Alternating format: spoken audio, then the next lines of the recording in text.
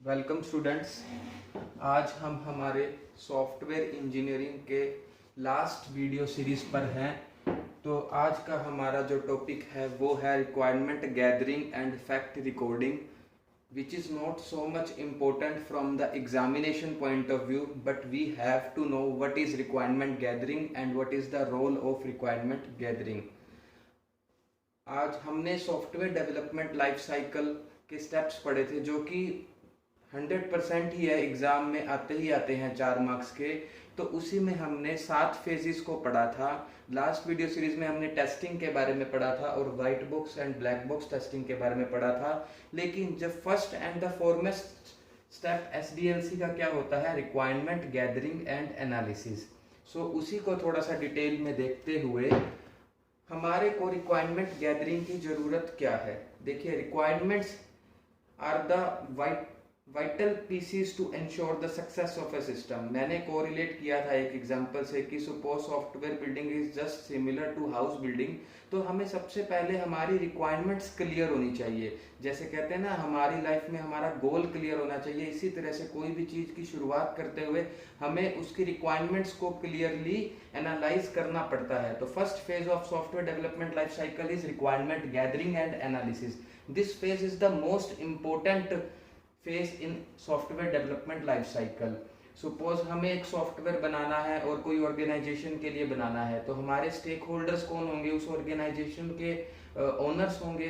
तो जब हम रिक्वायरमेंट गैदरिंग करते हैं, एक सॉफ्टवेयर रिक्वायरमेंट स्पेसिफिकेशन डॉक्यूमेंट बनाते हैं, तो हम स्टेक होल्डर से बहुत सारे इनपुट्स लेते हैं, उनसे अच्छे से डायलॉग, अच्छे से कम्युनिकेशन रखते हैं कि आपको ये चाहिए, ये मॉड्यूल इस तरह से होना चाहिए, ताकि जो है हम बाद में हमारा जो मेहनत करें उस प्रोजेक्ट को बनाने की, वो सारी की सारी वेन में ना चली जाए।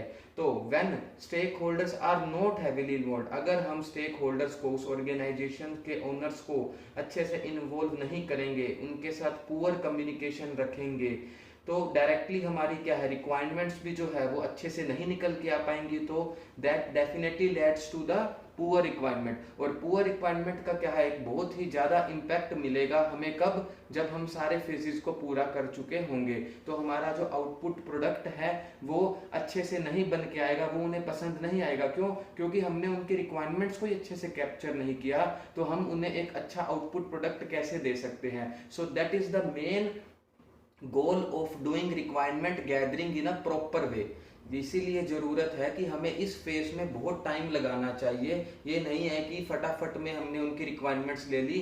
प्रॉपर कम्युनिकेशन करो, बारी बारी उनसे मीटिंग्स रखी जाए ताकि वो अपने रिक्वायरमेंट्स को अच्छे से हमारे को दे सके। फैक्ट फाइंडिंग, अब हमें ये रिक्वायरमेंट्स मिलेगी कैसे, फैक्ट से मिलेगी। और फैक्ट फाइंडिंग भी क्या है, फैक्ट फाइंडिंग क्या होगा, एक प्रोसेस है, एक प्रक्रिया है जिसमें हम डाटा कलेक्ट करते हैं based on some techniques which are observations, questionnaires, survey, brainstorming etcetera etcetera. So these all are various fact recording techniques. तो हम जो डाटा है, जो रिक्वायरमेंट्स है, वो कैसे ले सकते हैं, हम सर्वे करवा सकते हैं। सर्वे क्या इनेबल करता है कि हम बहुत से लोगों से, उस ऑर्गेनाइजेशन के बहुत से लोगों से इनपुट लेंगे, उनसे सर्वे कंडक्ट करवाएंगे। With the helps of questionnaires हम उसमें रख सकते हैं कि आपको किस तरह का प्रोडक्ट चाहिए, इस प्रोडक्ट में क्या ये फैसिलिटी होनी चाहिए, क्या फैसिलिटीज नहीं होनी चाहिए। Dozens of hundreds of employees से हम इनपुट लेंगे और हम एक सर्वे लेके उसकी सर्वे की रिपोर्ट से समझेंगे कि हमें इस सॉफ्टवेयर में क्या क्या रिक्वायरमेंट्स की जरूरत है। तो survey is one of the major method to records the facts. Now next is interview. हम 1 to 1 उन पर्सन से इंटरव्यू कर सकते हैं या ग्रुप में बिठा के भी इंटरव्यू कर सकते हैं। और उनसे, जैसे इंटरव्यू में क्या होता है कि एक क्वेश्चन पूछता है, सामने रिस्पॉन्स मिलता है, तो ऐसे ही हम अपना एक क्वेश्चनेयर तैयार करेंगे, इंटरव्यू कंडक्ट करेंगे। दैट इंटरव्यू 1 to 1 भी हो सकता है, मतलब एक ही जने के साथ हो या बहुत से लोगों के साथ हो, उसको ग्रुप इंटरव्यू बोल सकते हैं। तो इंटरव्यूअर जो है, जो इंटरव्यू लेगा, वो पहले से ही अपने क्वेश्चंस को बना के रखेगा और उनको रिकॉर्ड करने की फैसिलिटी भी वो लेगा। तो उससे भी क्या है, हमें नई नई चीजें निकल के आएंगी कि हमें क्या क्या रिक्वायरमेंट्स अच्छे से चाहिए। ऑब्जर्वेशन, अभी तक तो जो हमने सर्वे किया और इंटरव्यू किया वो डिपेंड करता था उस ऑर्गेनाइजेशन के एम्प्लॉय पे, ओनर पे, कि वो कैसा रिस्पॉन्स देंगे, लेकिन सारी चीज हम उन पे नहीं टाल सकते।